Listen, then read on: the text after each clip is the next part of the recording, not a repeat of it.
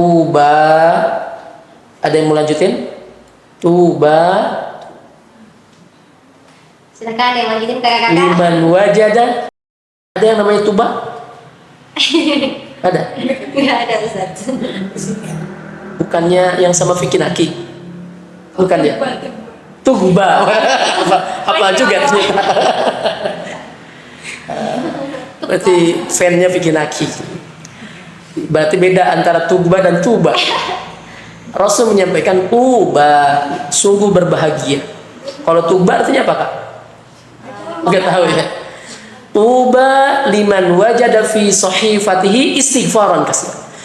Senanglah dia, berbahagialah orang yang dia menemukan dalam catatan amalnya kelak nanti istighfaran katsiran, istighfar yang baik. Makanya banyakin istighfar. Apalagi kita yang merasa banyak dosa.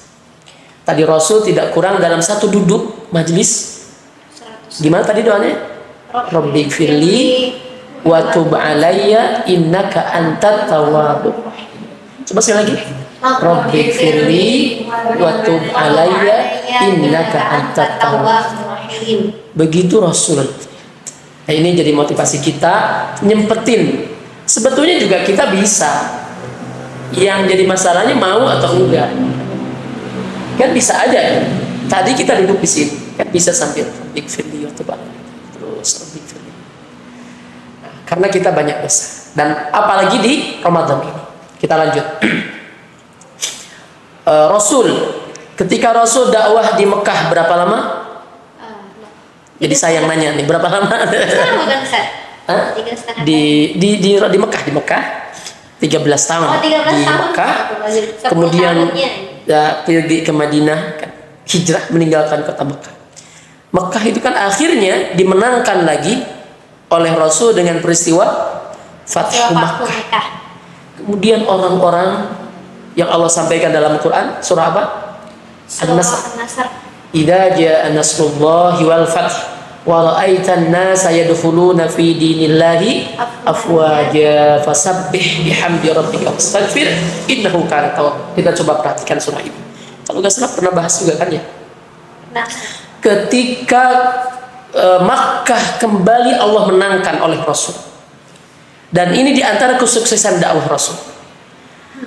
Kesuksesan dakwah Rasul ketika Makkah yang ditinggalkan bertahun-tahun kemudian dikuasai tanpa pertumpahan darah dan orang-orang yadkhuluna fi dinillahi afwaj. Semua berbondong-bondong memasuki agama Islam. Orang-orang musyrik Quraisy kala itu, penghuni Mekah masuk secara sukarela sebagian terhadap agama Islam. Afwajan, mereka berbondong-bondong. Dan ini tanda di antara kesuksesan dakwahnya Rasul. Apa yang Allah perintahkan ketika sudah mencapai kesuksesan dakwahnya? Ternyata perintahnya pertama, fasabbih bihamdi rabbik.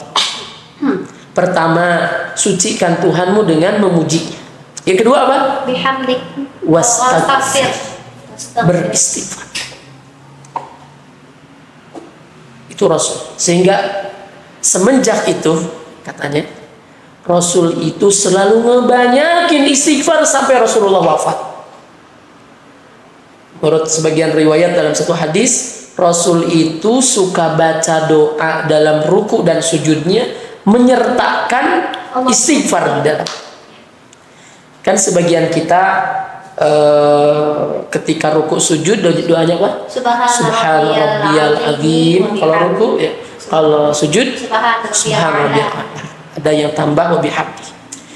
Tapi Rasul ketika ada perintah ngebanyakin fasabbih bihamdi rabbika wastaghfir, setiap ruku dan sujudnya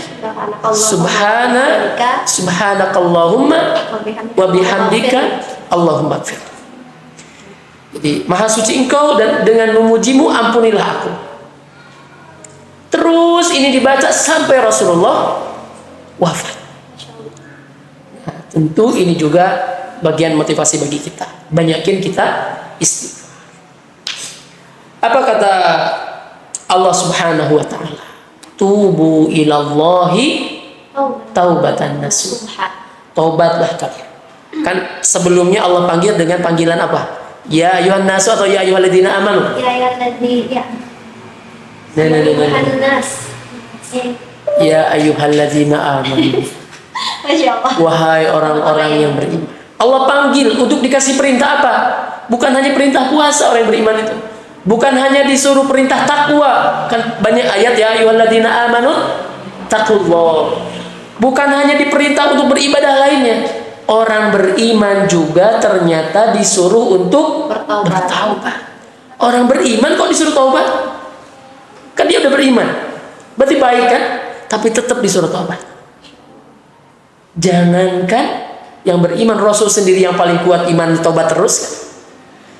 Maka ada yang menyampaikan bahwa kenapa Allah menyeru dengan ya ayyuhalladzina amanu dan diperintah taubat?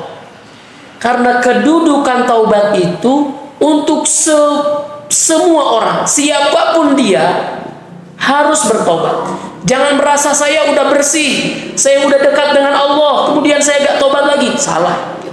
Justru semakin dia dekat dengan Allah, akan semakin banyak beristighfarnya kepada Allah Subhanahu wa ta'ala. Buktinya apa? Buktinya Rasulullah SAW. Maka siapapun dia, orang yang baru hijrah, ya dia juga harus tobat. Orang yang dalam perjalanan menuju Allah, seperti kita nih, kadang dosa, kadang ibadah, dosanya lebih banyak daripada ibadahnya, misalnya, dia itu juga harus tobat. Tubu ilallahi taubatan nasuha. Kemudian apa lagi? Orang yang sudah dekat dengan Allah, baiknya banyak, dosanya jarang, dia pun tetap harus taubat. Karena untuk siapa saja, tubu ilallahi taubatan nasuha. Apa kata Allah?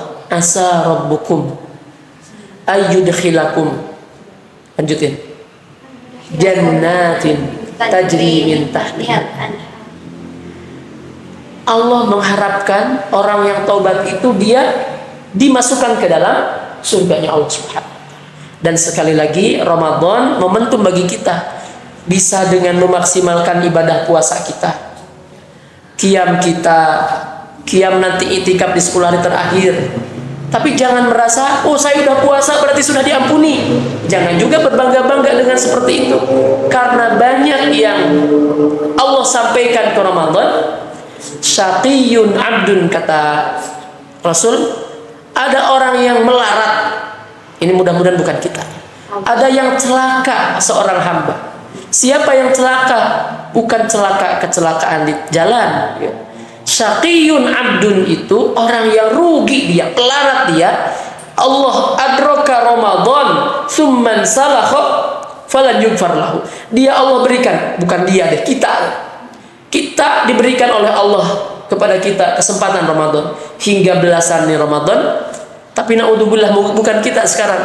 Allah berikan kesempatan kepada dia Ramadan pergi meninggalkan dia, tapi dia belum mendapatkan ampunan dari Allah Subhanahu. Maka Ramadan ini sekali lagi ajang kita banyakin istighfar, ajang kita bertaubat. Maka Ramadan itu dinamakan syahrut taubah, bulannya kita berbenah diri meminta ampun. Juga momentum Ramadan dengan amalan kita, banyakin puasanya imanan wahtisaban, qiyamnya juga imanan wahtisaban, nyari nanti Lailatul Qadri juga dengan imanan wahtisaban. Kita yakin kepada Allah, juga ikhlas mengharapkan semua itu karena Allah Subhanahu. Yakin Allah menyediakan balasannya. Juga semua itu kita lakukan mengharapkan keridhaan dari Allah Subhanahu. Bagaimana agar kita diampuni? Tentu tadi taubatnya adalah taubatan nasuha. Balasannya Allah mengharapkan balasan orang yang taubat nasuha, Allah berikan surga kepada dia. Nah, bagaimana syarat taubat? Ada berapa? Kakak satu. Siji loro telu. 4 5. Ada 3. Ada 3 syarat. Syarat yang pertama adalah an-nadam. Nadam itu apakah? Menyesal. Orang yang benar-benar tobat, dia akan menyesal sudah pernah melakukan salah. Kalau gak menyesal, berarti gak tobat dia. Tanda dia nyesel, dia tutup erat, tutup rapat-rapat